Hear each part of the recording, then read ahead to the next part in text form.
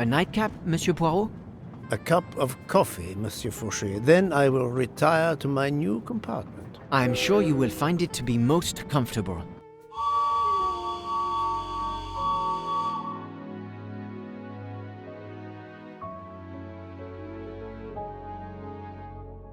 We have stopped? Yes, sir. Belgrade Station.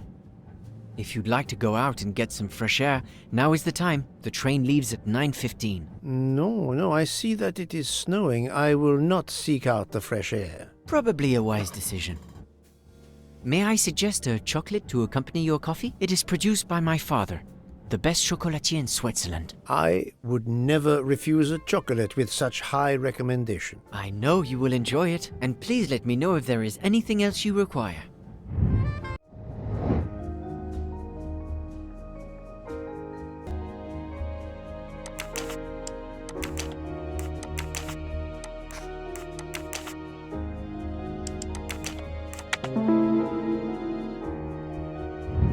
I'm right again. That happens to me a lot. Everything was perfect. Thank you very much. My pleasure. Is there anything you require, monsieur? No, merci.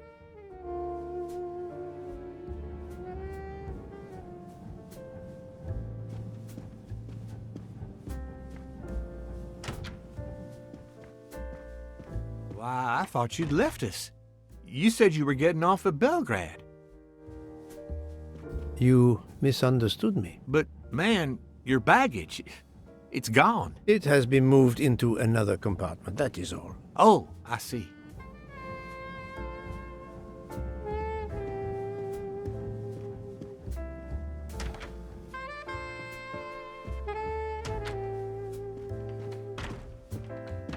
I wish you a good night, Monsieur Poirot.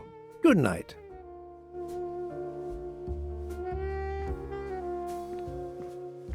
I hope you'll sleep well and that your head will be better in the morning. It is just the cold. I'm now making myself a cup of tea. I hope it'll warm you up. I hope so. Good night. Well, good night, my dear. What a brave girl. On the other hand, that man there in the next cabin, Monsieur Ratchet, he scares the hell out of me. There's something wrong about that man. My daughter always says I'm very intuitive. When Mama gets a hunch, she's dead right. That's what my daughter says. And I've got a hunch about that man. He's next door to me, and I don't like it. I put my bags against the communicating door last night. I thought I heard him trying the handle. Well, whoever you are, I'm going right to bed to read. Good night. Good night, madam. Whoever I am?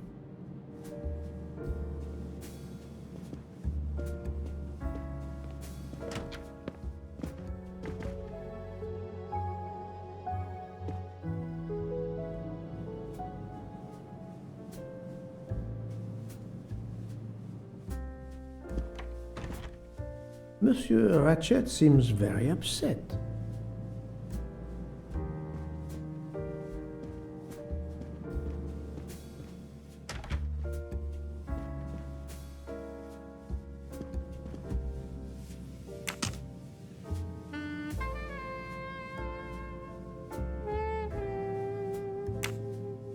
Ah, finally a real bed fit for a king. Or a very tired detective.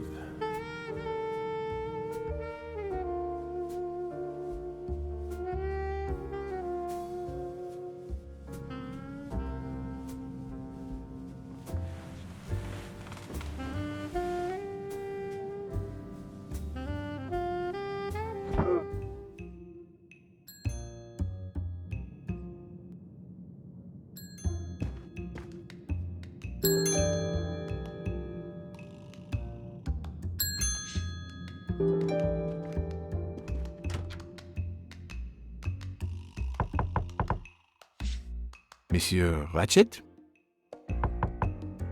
Ce n'est rien, je me suis trompé.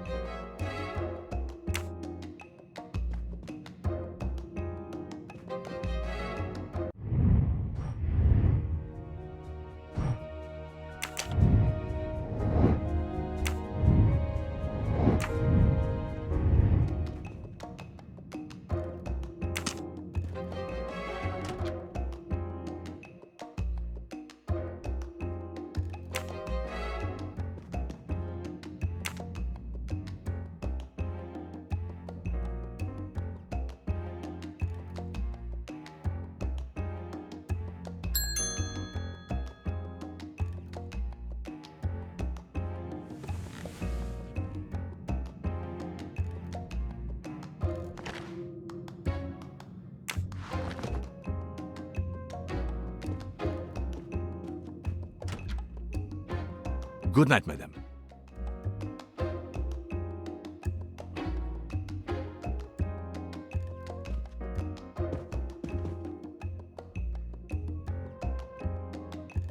The American lady? Yes, don't worry. You'll know how Mrs. Hubbard is. Imagine to yourself the time I have had with her. She insists, but insists, that there is a man in her compartment. Just imagine it, monsieur.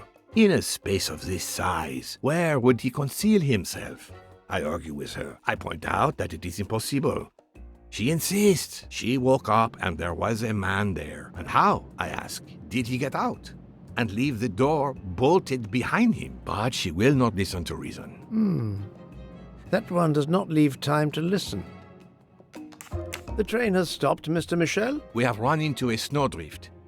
Heaven knows how long we shall be here. I remember once being snowed in for 7 days. Where are we? Between Vinkovsky and Brod. Oh la la. It's time for me to go back to bed.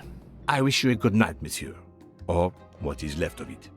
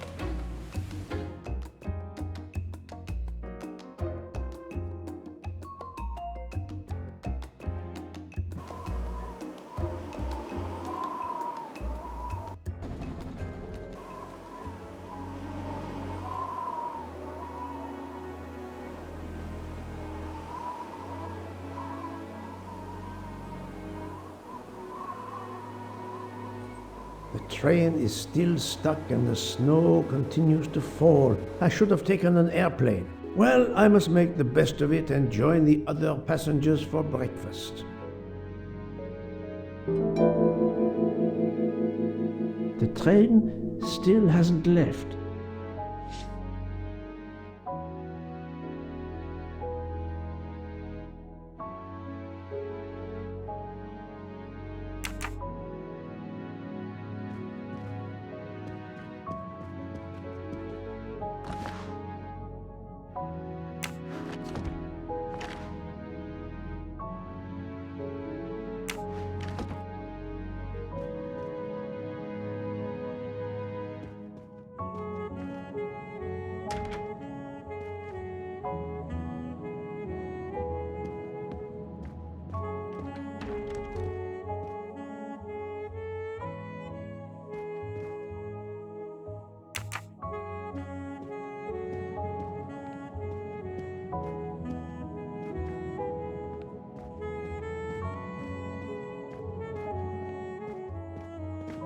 Good morning, Monsieur Michel. Good morning, sir.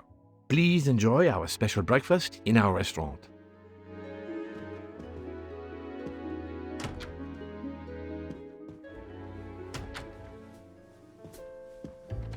This delay is intolerable.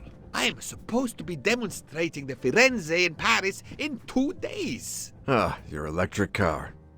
Yes, that's bad luck. Bad luck?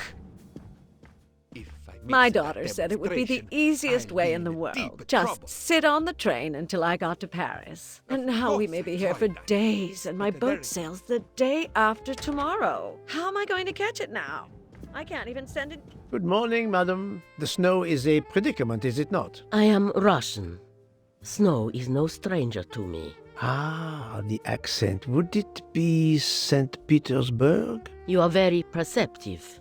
Monsieur Poirot, is it not? And may I take it I have the honor of addressing Princess Natalia Dragomirov? We dispense with the old titles these days.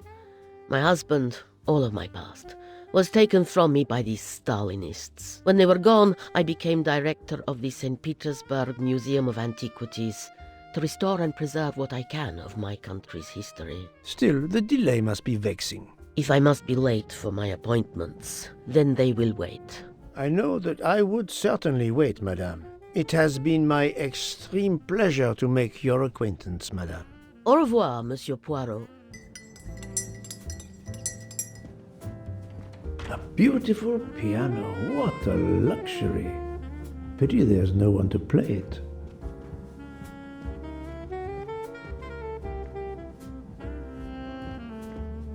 Mademoiselle, you are not concerned about the train stopping? What can one do? Indeed, this does not make the train move. You have great strength to remain calm at a time like this. I know one far, far stronger than I. And that is? Well, that old lady, for instance. You have probably noticed her. She just has to lift her little finger and ask for something in a polite voice, and the whole train runs. It runs also for my friend Monsieur Bouc, but that is because he is a director of the line, not because he has a masterful character. You don't have to have a strong will when you have power. But I suspect I did not need to tell you that, Mr. Poirot. Mr. Poirot. Good morning, Mr. Fauchet. You have early customers, I see. Yes, I am stuck serving here as well at breakfast. Everyone is impatient. They keep complaining that the train is not moving. As if I could get out and push it. It's too early for me to order a boxcar. That is the appropriate drink, I believe. A gin triple sec, lemon and grenadine mix. A drink for a train indeed. But not perhaps for my breakfast. I think I will settle for an omelette. Good luck, sir.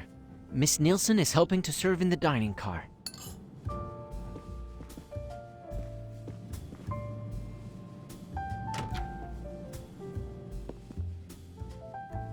The Orient Express bar is certainly well stocked.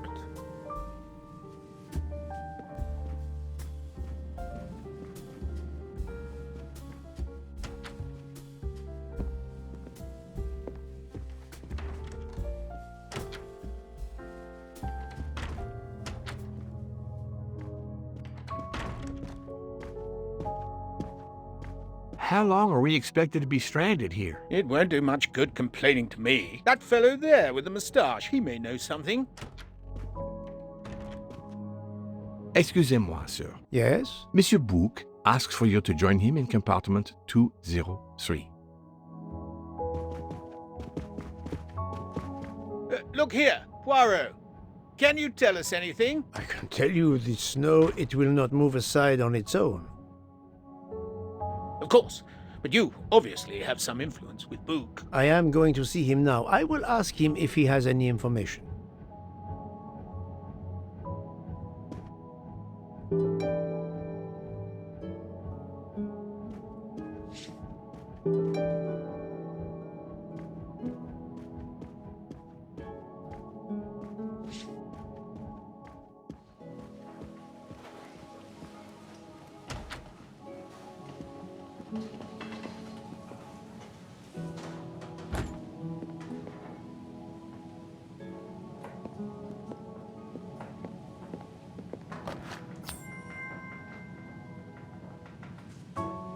Another golden moustache to treasure.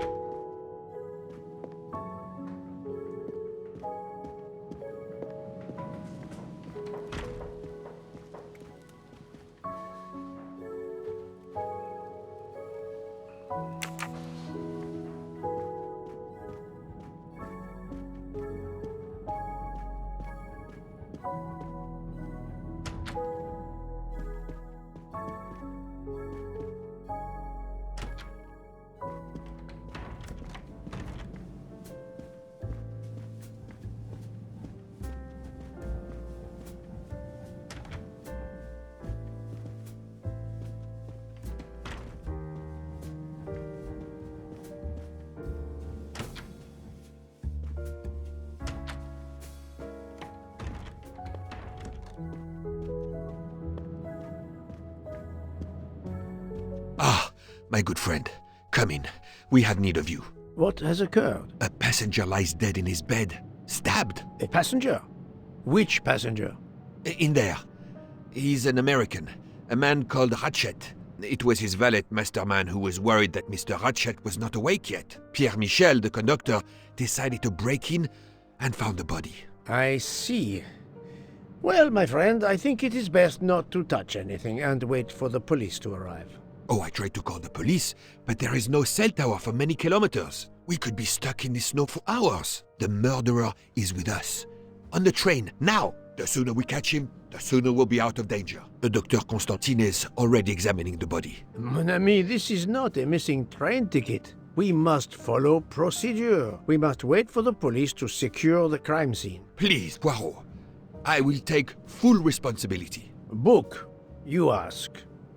Well, if we cannot contact the outside world, then... Oh, you are going to drive me crazy. In truth, this problem intrigues me. I was reflecting not half an hour ago that many hours of boredom lay ahead whilst we are stuck here. And now, a problem lies ready to my hand. You accept, then? C'est entendu. You place the matter in my hands. Good. We are all at your service. This is the room right here.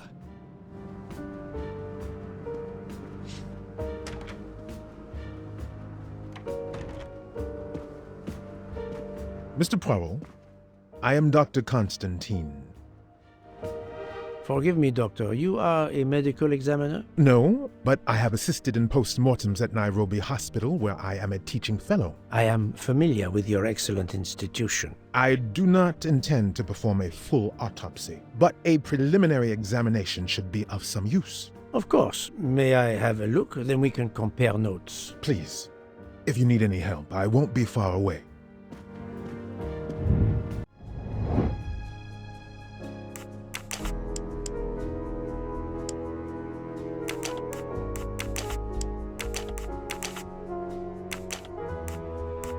Think, Poirot, that...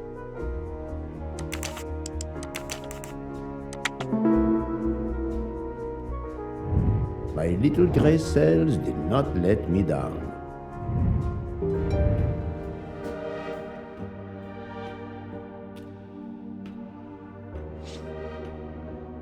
I'm sorry, Doctor, but I must question you. Of course.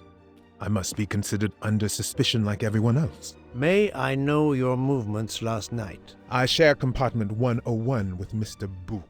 He would not stop talking about his beloved train. I listened to him for hours talking about his Orient Express. My friend Book will no doubt confirm this.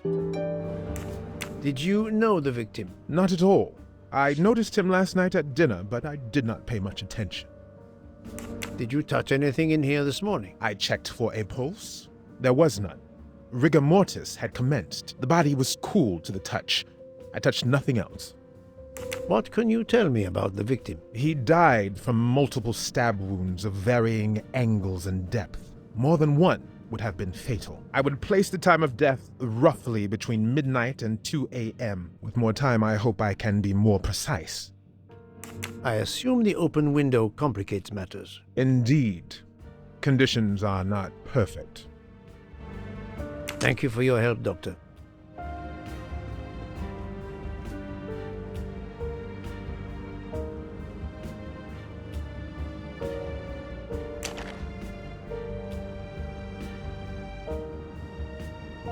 A handkerchief. There's a letter H embroidered on it. I'll take photos.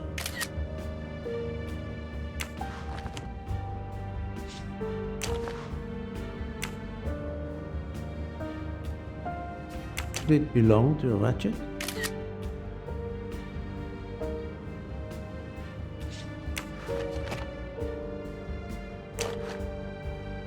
I'm sure I will find some interesting things inside.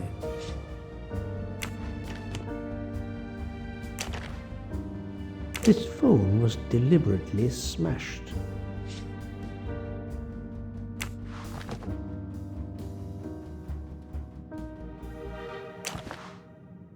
Last night, Monsieur Ratchet said he takes precautions. I see now what he meant. He knew he was in danger and wanted to be ready, yet it was no use to him. I will leave it here for the police.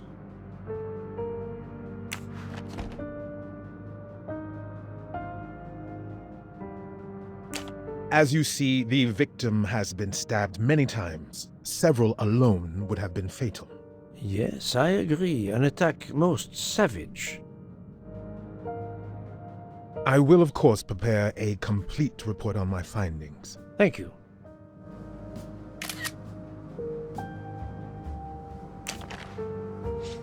The watch is broken. The hands are stopped at 1:15 a.m. One would expect that to be the time when the attack occurred.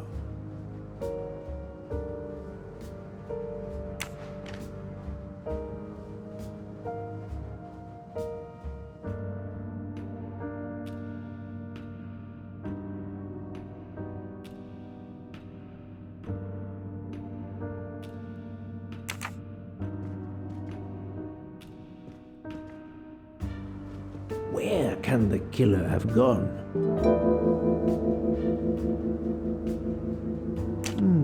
The snow is falling only lightly this morning. The murderer would have left tracks in the snow if he had jumped out the window.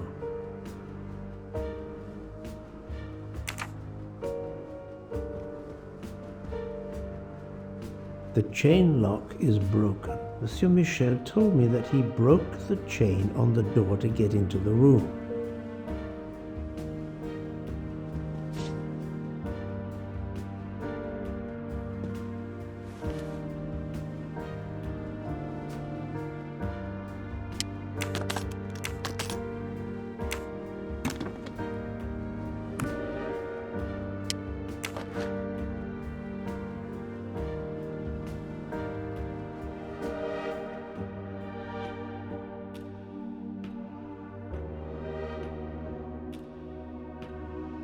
Not exactly the reading material one would expect of a man like Ratchet.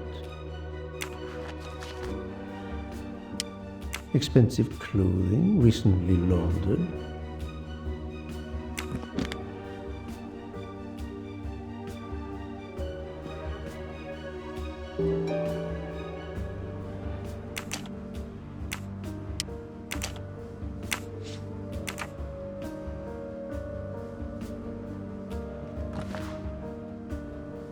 A box of sleeping pills.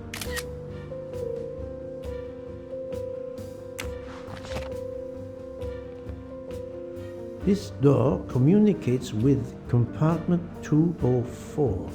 The latch is open on this side.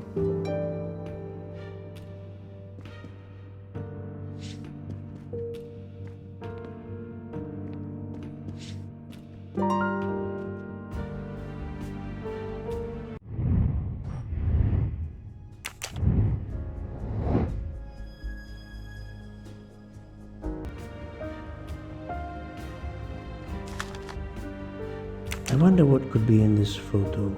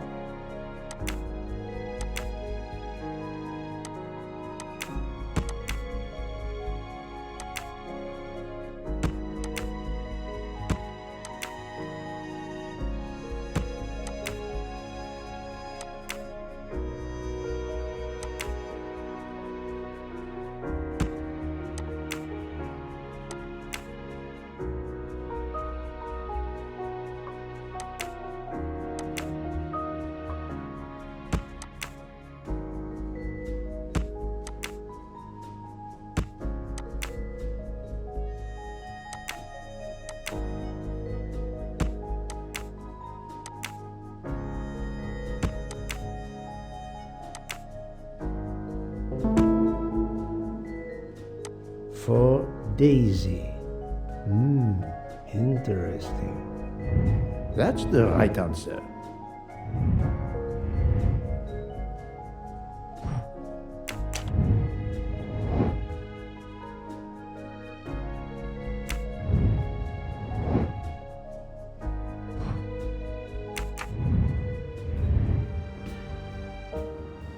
I shouldn't leave until I have finished inspecting the crime scene.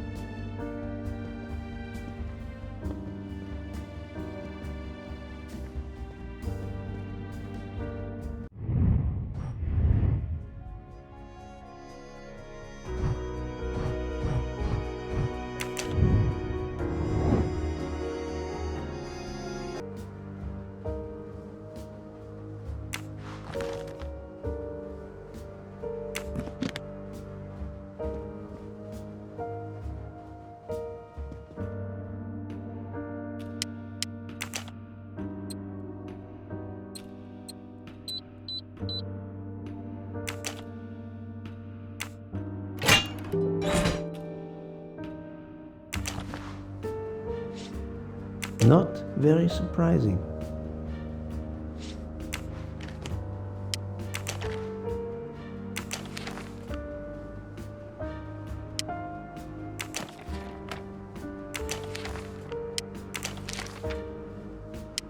Ratchet had an appointment he will never keep.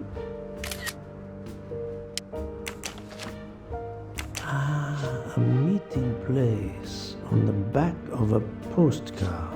Someone with the initials A.W.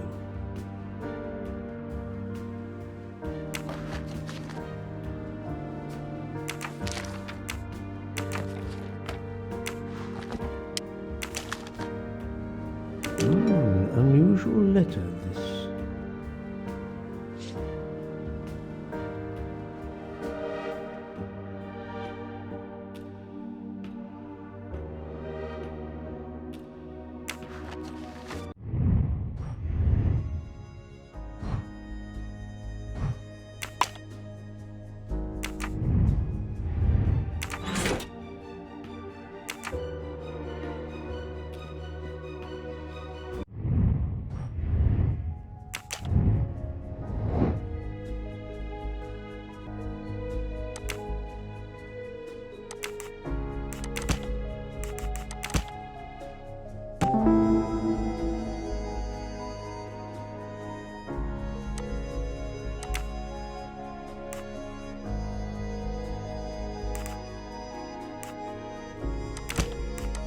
This is wrong, but I'm never far from the truth.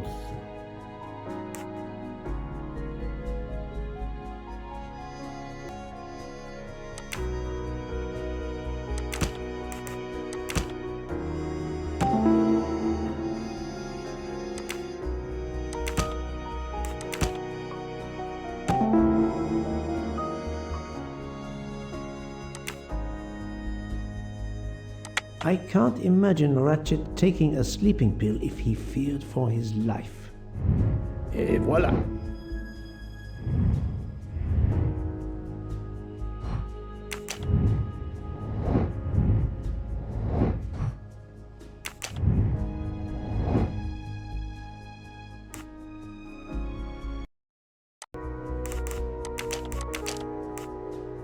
I do not think that's the right answer.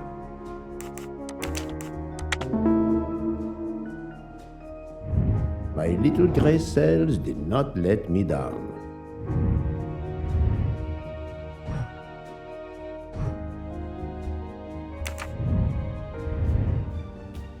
I shouldn't leave until I have finished inspecting the crime scene.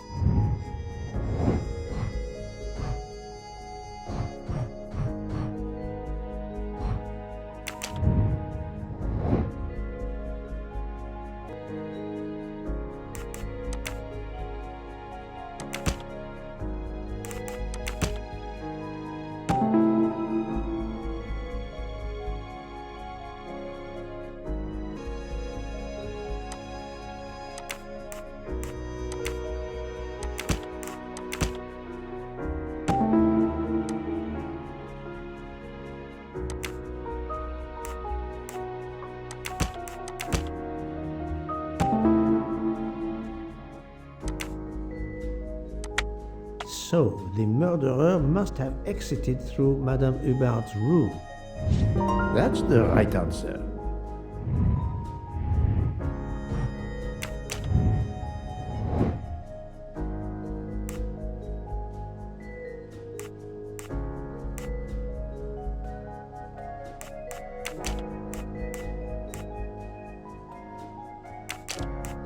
I must admit I'm not right this time. This.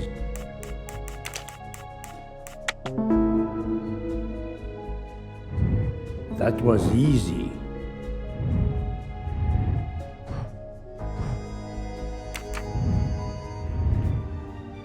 I think I've seen everything I need at the moment. I'm counting on you to finish your analysis. I'll have a more detailed report for you as soon as I can.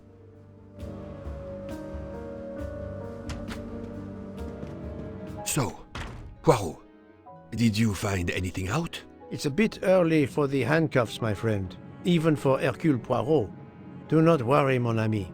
I believe our culprit has no plans to strike again. Monsieur Ratchet was the target. Of that I am convinced.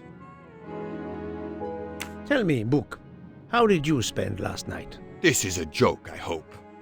Don't you trust your old friend? My friend, calm yourself. I must hear your story in order to corroborate other accounts. Ah, naturally. Let me see. I went to my compartment after dinner. Dr. Constantine was already there. We talked about his career. He's a Cambridge man, you know. After university, he returned to his country and has done much good there. He was so interested in the Orient Express. I told him all the anecdotes I know. I'm not certain when we fell asleep, but it was very late. Here is what I have found out. Monsieur Ratchet was stabbed many times. I also found threatening letters in his safe. He had a loaded gun under his pillow, so he was on guard, ready to defend himself. However, there was an empty glass with white residue at the bottom. I suspect a barbiturate. Perhaps he was forced to take it. In any case, I am certain he was unconscious, unable to defend himself. I also found several other items at the crime scene, possibly related to the murder. They must be investigated. By all means, Poirot. As fast as you can. I also found liquid for an electronic cigarette, but I could not find a vape. This might belong to the murderer. This criminal is an amateur. I need a list of the passengers with their compartment numbers. Pierre Michel will have it. I must interview the rest of the passengers and the staff. I'll be in the bar car if you need me. We are hours late. Soon I hope help will arrive.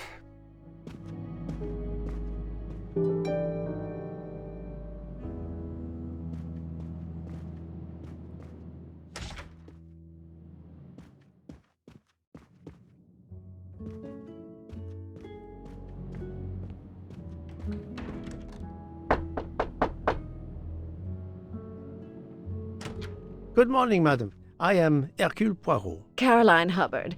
What can I do for you, Mr. Poirot?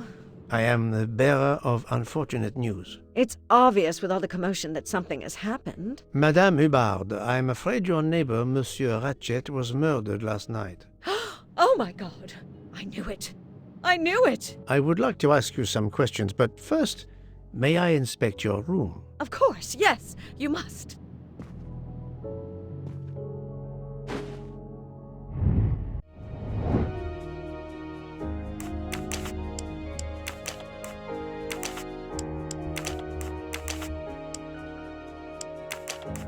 I think this is wrong. I think.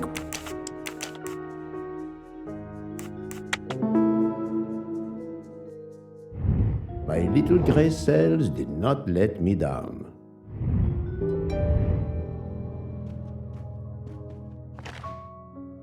Here is a jacket button. It bears the logo of the Orient Express.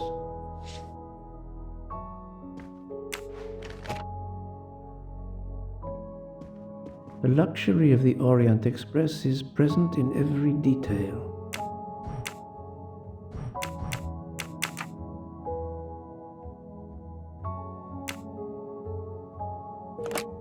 This door connects to Monsieur Ratchet's compartment. It was latched on this side.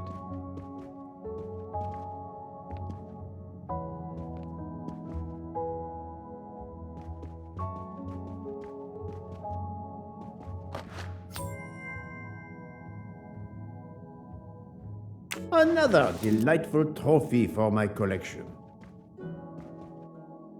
Madame, please tell me about last night. The murderer was right here in my compartment.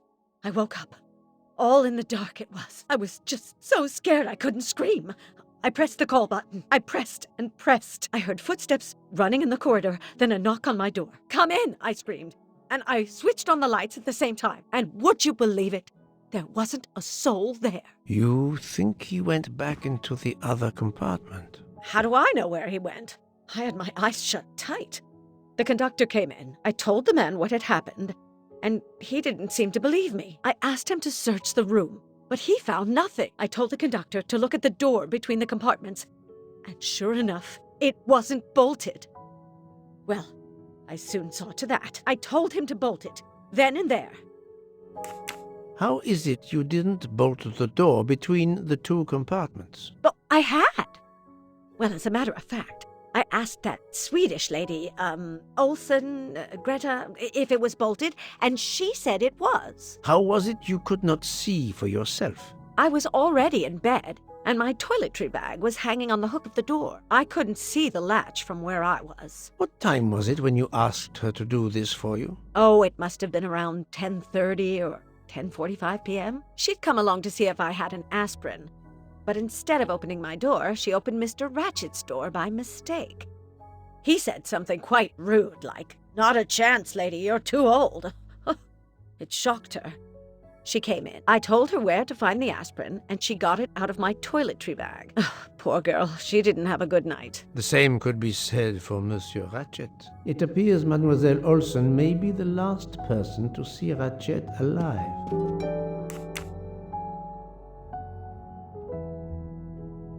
Is this your handkerchief? No, not at all. Yet it is embroidered with an initial H, like your name. I don't care. It's not mine, and I would certainly never buy something so impractical as that frilly thing. Are you a smoker? No, definitely not. Filthy habit. I found a jacket button on your table. It looks like it belongs to a train employee. The button bears the logo of the Orient Express. Well, of course the conductor came in last night, but he didn't go near that table. Still, it's a safe bet that it belongs to the conductor. I'll check his jacket later, to be sure. I have not finished inspecting your room. If you don't mind,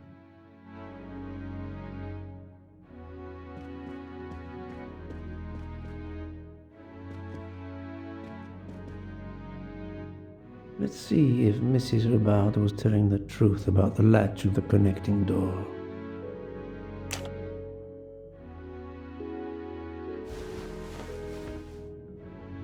This hook is probably where Mrs. Hubbard hung her toiletry bag.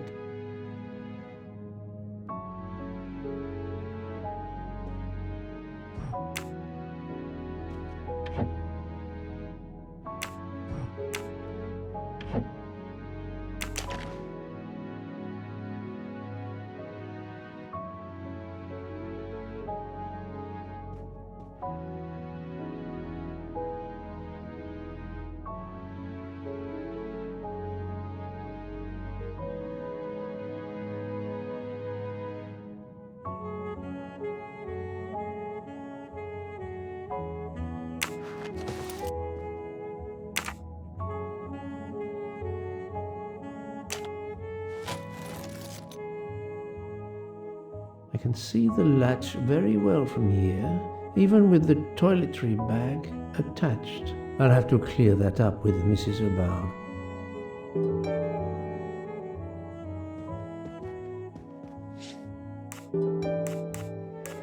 Mrs. Hubbard, you told me that the door connecting the two compartments was closed, correct? Yes, it was, as I told you.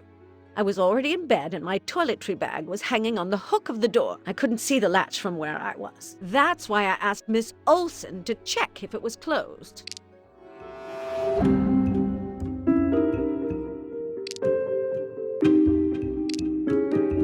Are you sure everything you've told me is accurate, Madame Hubbard? Of course.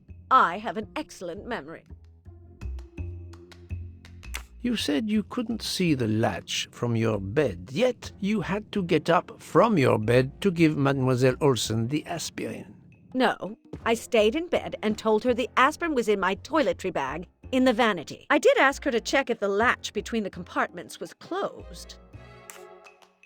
Mrs. Hubbard, I tested putting your toiletry bag on the door hook as you told me. From your bed, you can easily see the latch on the door. The toiletry bag does not hide the latch at all. Are you saying I'm lying?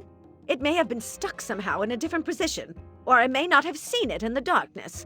Or I didn't think to look, you irritating man. Details matter, madame. A man has been most savagely murdered. You will excuse me if I attempt to separate the truth from the false. Forget my toiletry bag and focus on who entered my compartment. Probably after killing Mr. Ratchet. Madame Hubbard is a force to be reckoned with, but I suspect I'm not done with her. Thank you for your assistance, madame.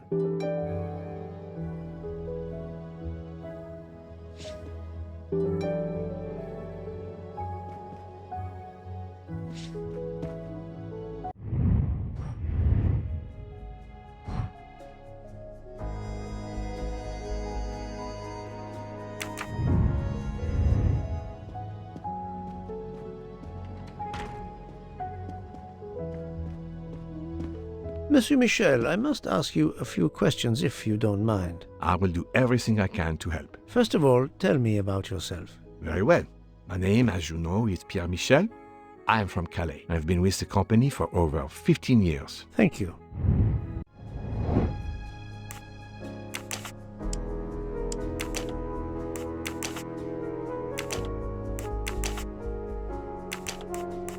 No, not good.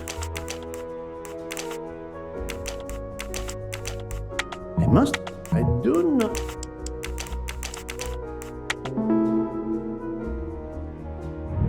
I'm right again. That happens to me a lot. Can you provide me with a listing of the passengers and their rooms, please? Yes, certainly.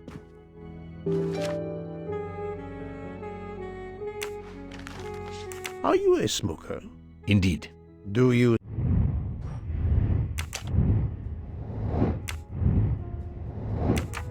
smoke e-cigarettes? No, tobacco only.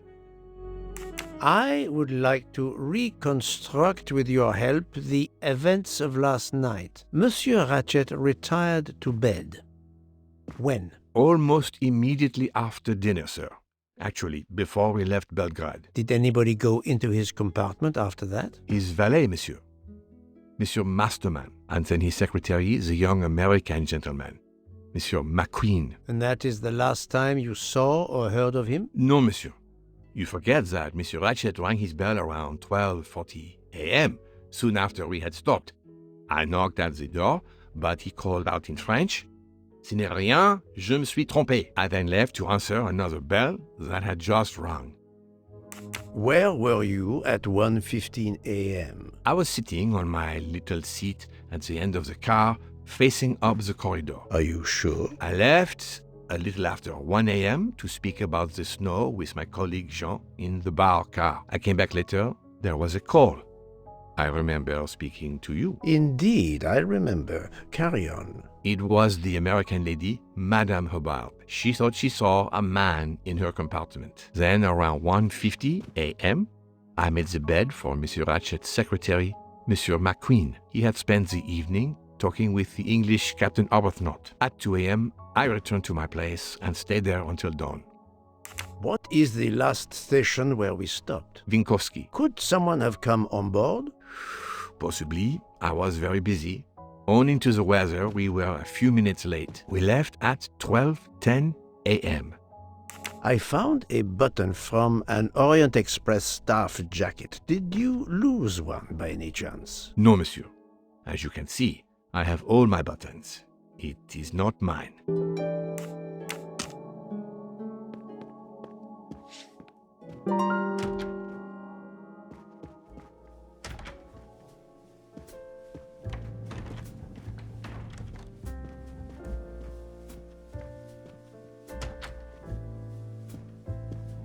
Please, do me the courtesy of leaving me alone, if you will.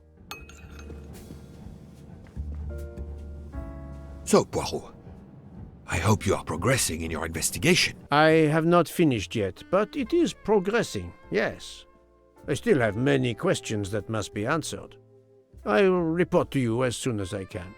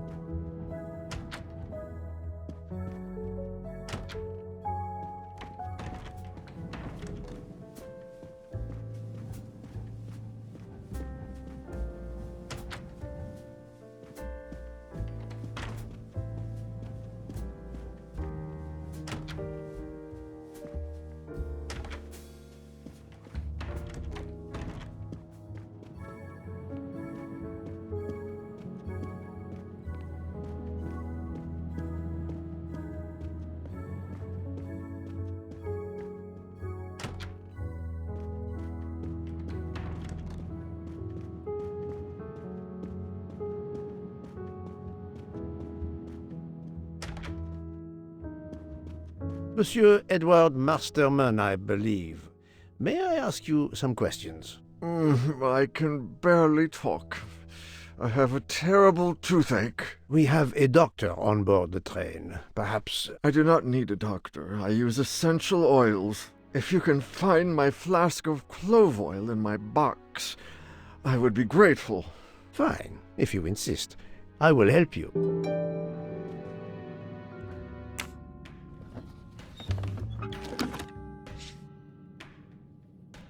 By the smell, I think that the jojoba oil spilled on the other bottles, leaving their labels illegible. I must find another way to find which one is Masterman's toothache remedy. The weighing scale is soaked in jojoba oil. It's unusable.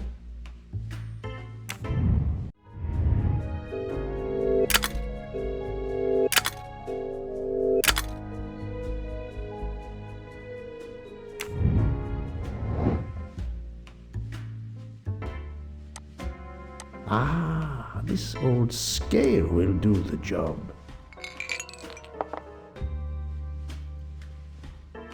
To start, I must first arrange the vials from the lightest to the heaviest.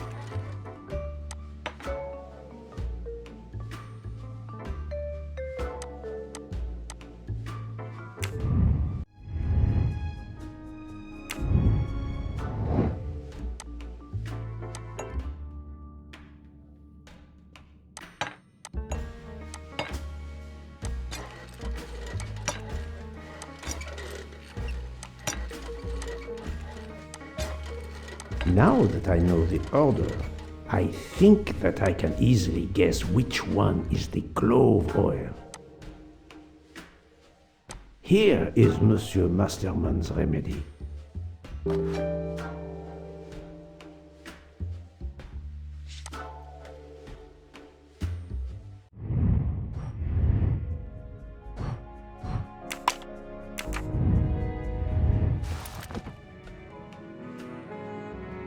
Here is your remedy. I hope it will help.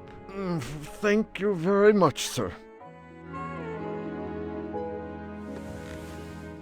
Ah, well, I can finally speak without too much pain.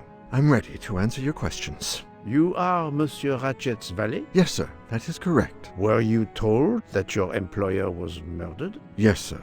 A very shocking occurrence.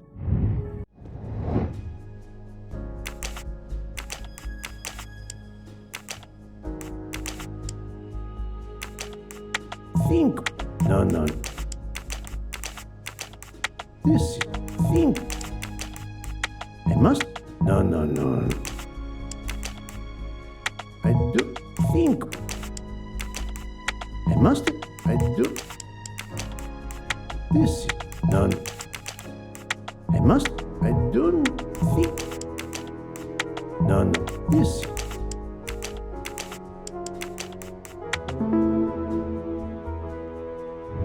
My little gray cells did not let. At what hour did you last see Monsieur Ratchet? It must have been around 9 p.m., sir. That or a little after. I went to bed around 10:30 p.m., same as the person who shares my room, Mr. Foscarelli. He almost immediately began snoring. What did you do then? I read, sir, and I spent a while soothing my toothache with clove oil and listening to the snoring. Did you hear anything during the night? Yes, my roommate's snoring. Are you a smoker? Yes, sir. I have a cigarette now and then to relax. Tell me about your employer, Monsieur Ratchet. I've been working for him for 9 months. I should not wish to speak ill of the dead, but he was not a gentleman, sir. Did you know that he had enemies? Yes, sir. I heard him discussing some threatening letters, sir, with Mr. McQueen. Did he mention these letters to you? He had been reading a letter when I came in. He asked me if I was the one who put it in his compartment. I told him that I had done no such thing, and he should report it to the police at the next station. How did he respond? He laughed, sir. You're joking. I do not joke, sir. Forgive me, I can see you do not. Was he taking sleeping pills? Always when traveling by train, sir. He said he couldn't sleep otherwise. Last night he asked me to give him 2. I did so, along with a glass of water. He dissolved them in the water. Did you see him drink the water? No, sir. I left right after I gave him the pills. Was Monsieur Ratchet a smoker? No. He finds smokers disgusting. Can you tell me again why you gave sleeping pills to Monsieur Ratchet? Yes, I gave him the pills because when he takes the train, he has trouble sleeping. The letter must have worried him. He specifically asked me to prepare the sleeping pills. I didn't see him drink the water with the pills in it.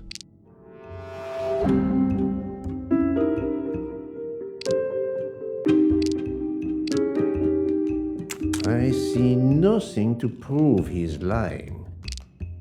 Monsieur, I believe you are not telling me the truth. What? How can you say that?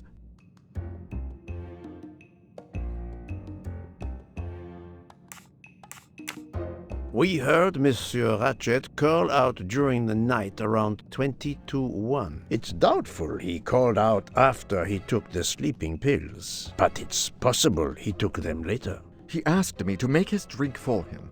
Maybe he drank it later. That's true, but it doesn't explain why Ratchet would want to take sleeping pills later that night.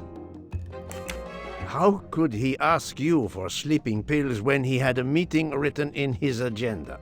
I am very sure he had no meeting planned for the middle of last night. Masterman is right. The meeting in his agenda was not that day. We heard it's done, but it's...